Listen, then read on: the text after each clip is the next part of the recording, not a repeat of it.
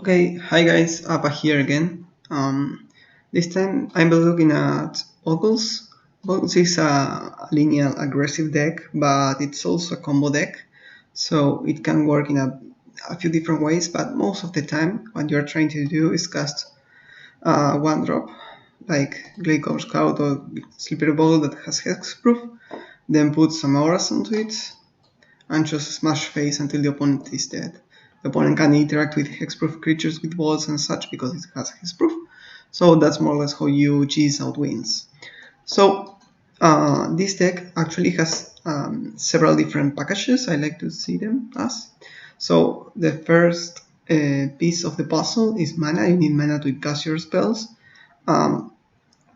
So the important caveat I want to do here is that this is a combo deck at heart. You aren't going to keep a hand without a Bogle, for example, because one Bogle is very important for you to do your game plan, right? Your game plan is the first step I said is resolve a Bogle. If you don't have Bogle, you don't have anything to do. You may be inclined to keep, for example, a hand with 4 abundant growths that draw a card, and maybe you say, okay, I'm going to find my pieces. Yeah, no, you want to aggressive mulligan with this deck. That's the key to success, to aggressively mulligan into your payoffs, into your combo, let's say. So the first part of the puzzle is the mana base, and you're going to see a very wonky mana base here because you have like a plains, a couple of Cave of Temptation, which are filter lands, right? A couple of Flash Barrels that can enter untapped or fetch one of our basics, and a crap load of forests. So one of the important things in this deck is that it's mostly a green deck, but it's not mono green, right? It plays some white cards, right? But we can cast actually these white cards if we play, for example, first a Utopia's Sprawl in a forest, or an Abundant Growth on any land, or an Nihilia's Presence on any land, or cards like that. So in order for us to cast our white spells, yeah, we have some amount of mana produced from lands, but what we are trying to do is cast them from our enchantments. The upside here is that if you play your enchantments first and then you are able to play your spells, you have a bigger Ancestral Mask and Ethereal Armor when you attach them to your scout. So it gives this basically it's a land that a card that fixes your colors, draws a card, and gives some amount of power and toughness to your Bogle, right? So if we see this as a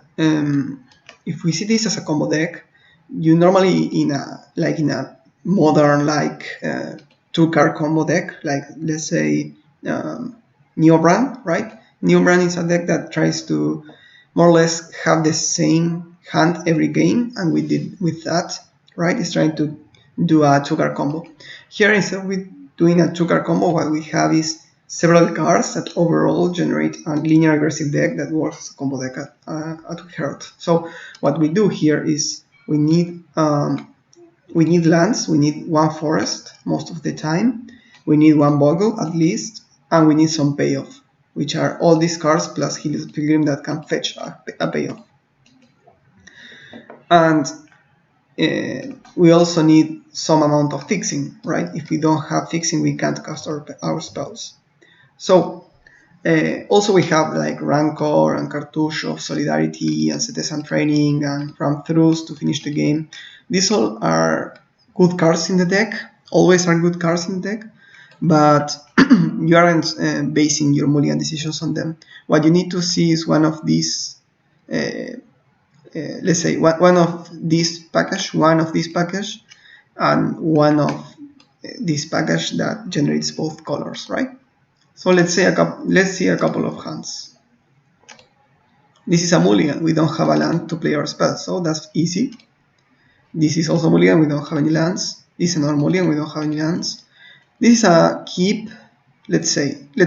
We can play turn 1 Utopia Sprawl on green, so we can play turn 2 Bogle and another Utopia Sprawl. So then we can cast a Mask. So we are looking at a turn 3 Bogle with +4/+4, which is okay, but we are also going to draw some cards and we have a run through to remove some blockers. So this is a keepable hand. It's not great, but we have fixing, we have payoff, and we have Bogles. So that's the important part, right? Here is a mulligan because we have Bogle, we have fixing, we have land, but we don't have any payoff. We don't have Bogles. Here we have a Bogle, payoffs, and we don't have fixing, but what we do have is a rancor and ancestral mask. So this is a bit rougher, right? But this means that in any land that we draw is good, any enchantment is good. So let's see what we do in 3 cards. Well, this is crap, but we at least are able to cast all spells. And if we do, we are most likely to win, because Ancestral Mask and Armadillo Cloak are very good payoffs. Armadillo Cloak is great at making sure that we don't die to aggro, and Ancestral Mask makes sure that we have a healthy sized Bogle. This is another close, but I believe it's a keep. It may depend if you are on the draw or not. No, sorry, this is an abundant growth. I thought it was an Utopia Sprawl. We need to find 2 lands for this to do anything.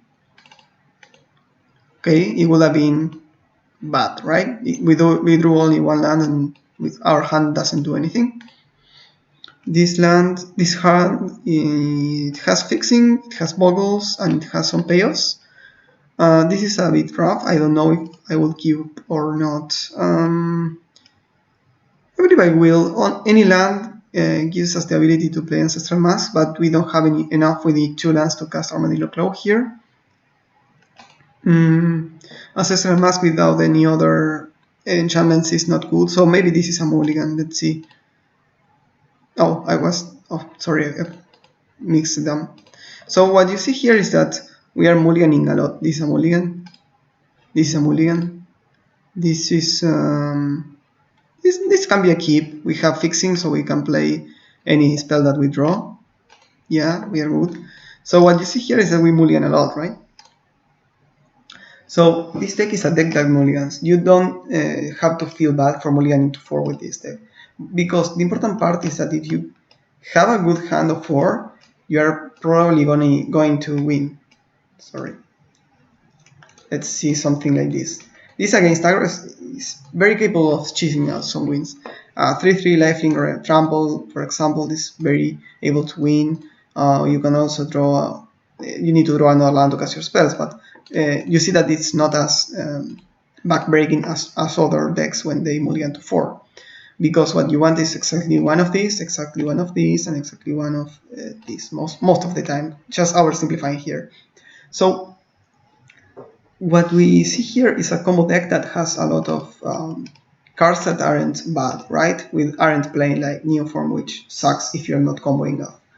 So, and also we have the ability of just playing a Slippery Bogle, putting this, for example, and have a relatively okay size body that can attack and block. This is a deck that tries to win fairly quickly, but we have run-throughs to finish off the game. For example, against Tron, this has reach in some way. This is reach, sorry, in some way in our deck. So what we are doing here is just making sure that we have those pieces. So I wanted to see this deck in particular because this deck has clear expectations on its hands. So we can put those expectations on a notepad, right? Those heuristics, right? So the first heuristic is we need mana. We are going to then say we need mana, right? We need Bogle. We need payoff. So just super simple, this is what we need in each hand. So we're going to be looking at what do we mean with we need mana. At least 2 mana sources with fixing. That's most of the time the best case scenario. Sometimes we have like 2 mana sources with no fixing, or 3 mana sources with no fixing but a reasonable hand. So that's something you need to take into account. We need Bogle. We have 11 Bogles. We need 1. and we need payoff, and we have, let's count the amount of payoffs that we have. And the 43 armors here. So all of these count as a payoff. So we have 13 payoffs. We need one at least, of course. So this is with the starting hand with our starting 7. Then as we mulligan, we kind of can keep a hand without some of the pieces. But if you see an opening hand a 7 without one of these, you choose mulligan. That's just what you're going to do. But if you're mulligan to 4 and you see like no Bogles but some way of drawing cards, maybe you keep. Or if you see a hand with Bogles and good mana but no payoff, then you keep, and so on. But ideally your deck works when these 3 works. And when these 3 works, actually your deck is pretty unbeatable, at least game 1. This deck is pretty good at games 1. Then it kind of struggles a bit on the post-board battles. But what you see here is also that we have like multicolor spells, right? We have Gorilla Shaman, Electricity, Cartouche of Ambition, Dispel, Lifelink, etc. So that's why Utopia Sprawl and Abundant Growth are so important, and why you even play one of Nihilia's Presence, at least in this build in particular. And also Cave of Temptation that can fix for those colors. So what you need is this spell, because if the opponent casts Serenity kind of instant that blows up all of your enchantments, then you need to be able to have some response. In this case, we have this spell and we can pay it because we have some amount of fixing. What this deck is trying to do is to win the first game and then try to find some early kills on the second and or third game. So yeah, what's important here is that all of this is pretty easy to calculate, right? The only difficult part is here we need mana, because I purposely talk here about mana sources and not lands, because we have lands and also we have Utopia and Abundant Growth and Ideas Presence. So let's look at our mana sources. So there are 2 parts here. So the first part is the part that generates mana. All of this generates mana. Utopia Sprawl a bit conditionally. And then the other part, sorry, I'm going to move this here. The other part is part that only fixes mana, right? So what we need here is at least 1 forest. This is almost always needed. And at least 1 way of creating fixing mana, right? This also fixes mana here. Okay, all of this fixes mana. So we need 1 of both. So the problem here is that this is like a composite kind of situation here. So this means at least 2 mana producing permanents fixing. So should we look at that? Let's see. All of these lands generate green mana, right? And generate a way of fetching a forest. Ash Barrens only if you have another land, so you can land cycle it. Okay, so we have 15 ways of finding a forest, and we have Utopia Sprawl that only works with forests. So it's pretty important that we have access to 1 forest. So what I'm going to be putting here is that we also need a forest.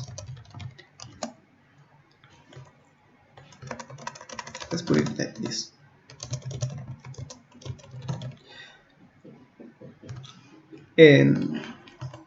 Yeah, so what are the odds of we having, like, we can do all of these calculations one by one. Let's do the easy one here. The first one is within the Bogle. We have 11 Bogles. Let's put all the Bogles here. We have 11 Bogles. So let's put 60, 11, 7, 1. So the first number is this one, 77%. And then we have 1 payoff, we have 13. 13 payoffs, which is this number, and then we need these other points. So let's do that. We have let's not count ash barrels for now because that's a more complicated situation, but let's just say 13 forests. It's the same number because it's the same calculation. And fixing, we have all of these, which are 14. So let's put 14 here. And we have one of those. We have 86%. Okay, so all of these numbers are quite high if you look at them. Maybe the lowest point is here in the Bogles department.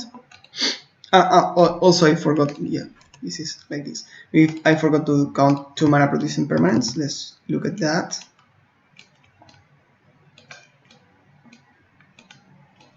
Again, this is an oversimplification because you should always do something like this first. What are the odds of your Utopia Sprawl doing anything? And that's okay. It doesn't matter because we are assuming we have forest on our hand. So what we can do here is just count this.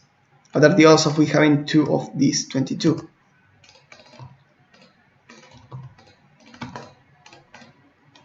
Which is 81%.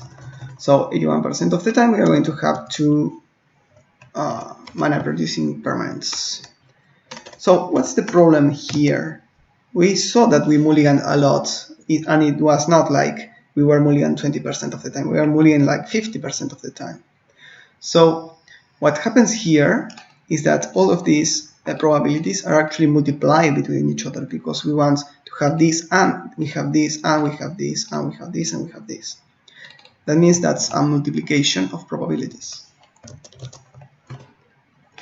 And if we do that multiplication,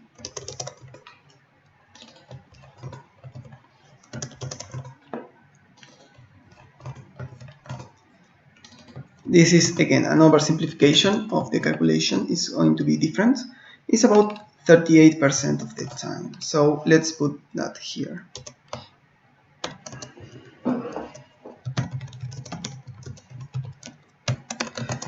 If you play Bogles, you are used to mulligan a lot, and even hearing this number is just a lot, right? 38% of the time you're mulliganing is insane. Yeah, the thing is that this deck doesn't really mind mulliganing. It doesn't really mind. It can mulligan pretty well. Let's look at that again, right? Let's do some sample hands. This is a mulligan because we don't have the 2 lands that we said we needed. Here we have 2 lands. We have Bogles and we have payoffs. We don't have the fixing, so this is a bit of a difficult one. This could be a keep or could be a mulligan. We have Bogles, fixing, and we have payoffs, so this is a great hand. So this is the first of 3, so this is 33% just now. This is a mulligan. This is a keep. We can play like turn 1 Utopia Sprawl, turn 2 Let's Cover Scout and Ethereal Armor, and we have a game. So again, this is from 6 we keep 2. So this is more or less 33% of the time. So you see that this is more or less correct, right? It looks like a correct approximation, just doing the math a bit. By looking at how it performs. So if we are looking at keeping a mulliganing at least 2 out of 3 hands, it means that most of the time you're going to be keeping a 5 card hand or a 6 card hand. It's not rare to go to 4 with this deck, and you have to be okay with that. If you want to mulligan less, you could be putting more Bogles, right? If you put, for example, 13 Bogles, this is going to be the same calculation here. And you could do this here. And you would be making your mulligans a bit better, right? So that's one thing you could be doing. What other things you could be doing?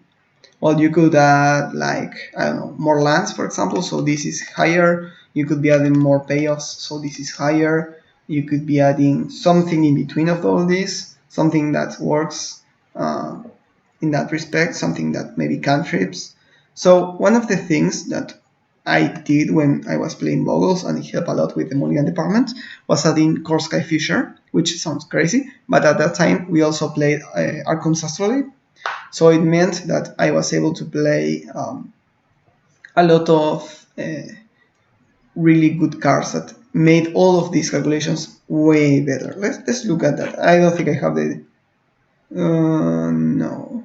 Okay, I'm going to put the deck right now. So it was something like this.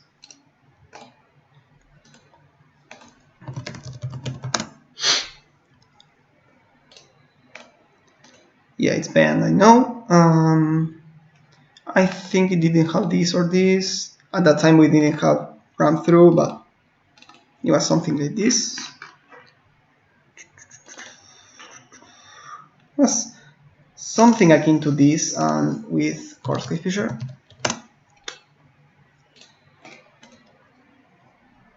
And I believe that's it. Yeah, it was something like this, right?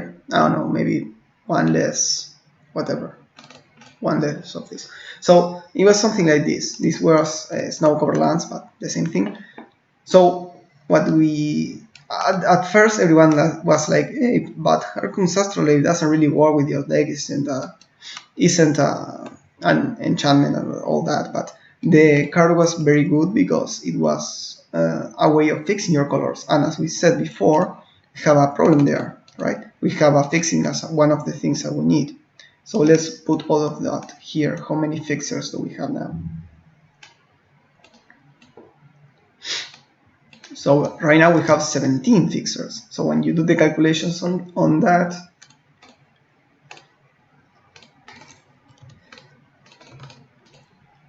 it's actually 91%. So we can change that here.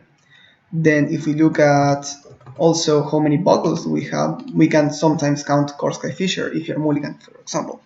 Also another important thing is that we added another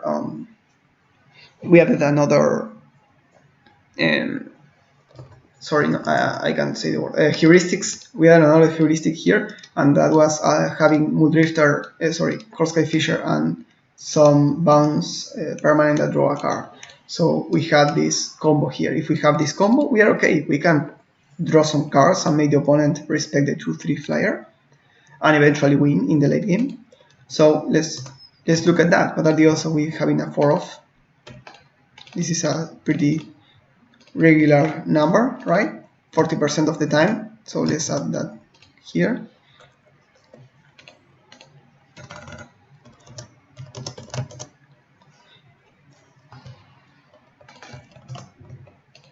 Oh. Okay. Plus an 8-off.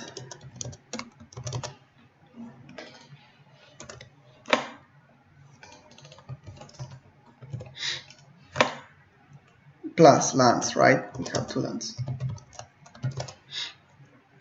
And for lands we have here 18 lands, right? So 18 here, we need 2. So we had this. So from one side we have something like this, and in the other we have something like this.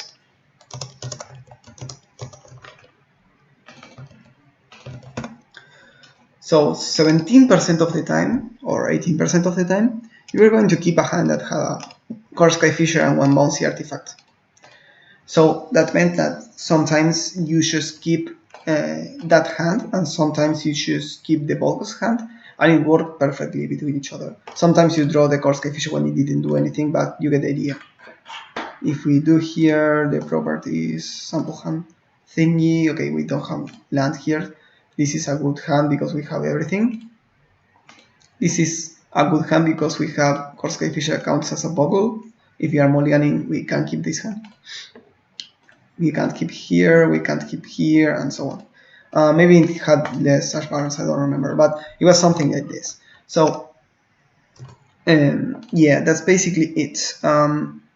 One important thing that you need to take into account when doing this is that all of this is compound, right? So each time you say, okay, I need one of these, one of these, one of these, And that's the important thing that I wanted to say here, is that we have all of these heuristics and they all multiply between each other, right?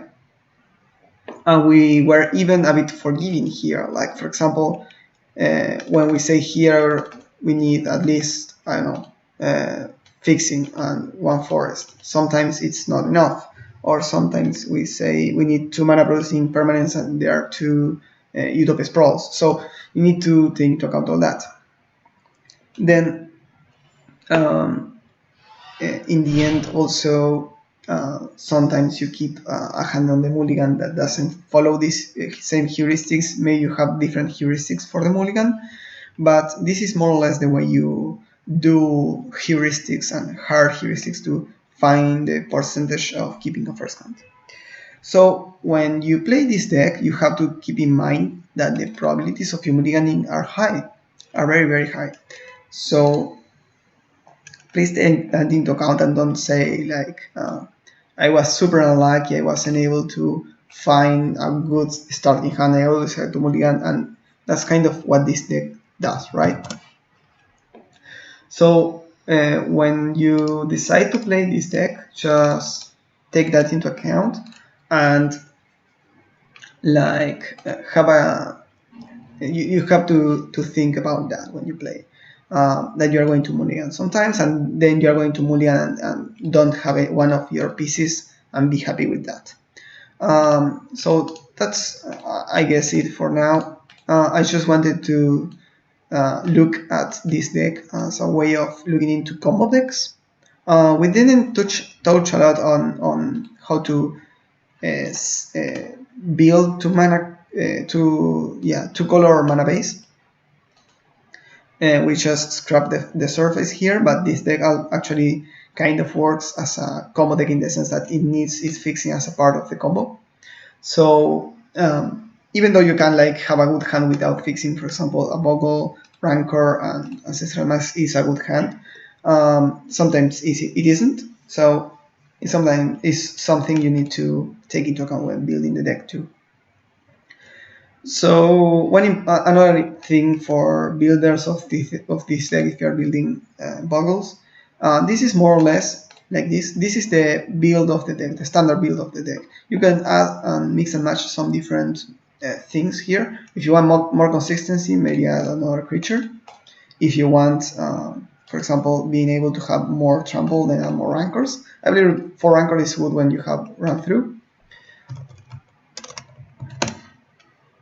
And then these one-offs are kind of good in the sense that you can find them with Heliod's Pilgrim.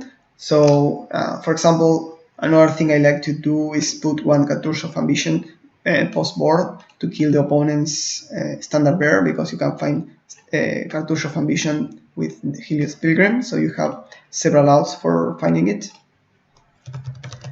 So yeah, I believe that's about it. And another thing is that if you're building the cyborg or try to skew towards kind of enchantment-based options, I see several people, instead of playing Seal of Primordium, play like Natural State or something like that. I think Seal of Primordium is better, not because it's more efficient or anything, but because you can just play it and pump your Ancestral Masks and such. Yeah, I believe that's it for now. I just wanted to teach you how to build a good combo deck. These concepts that I explained here apply for any combo deck actually. You just have to have clear what your heuristics are, and that's very difficult. This deck is pretty A plus B kind of deck. You can do the same. Analysis I did here for a heuristic, for heuristics in another combo, and in another very easy combo. Like, for example, I named Neo Brand, something like that, something that's very A plus B kind of deck. You can do that and just do the heuristic and see how many times you are going to mulligan. If this is about this percent and you need, like, for example, I don't know, 6 cards in hand to be able to combo, then maybe your combo deck isn't consistent enough. This deck, on the other hand, a 5 card hand, it can win pretty easily.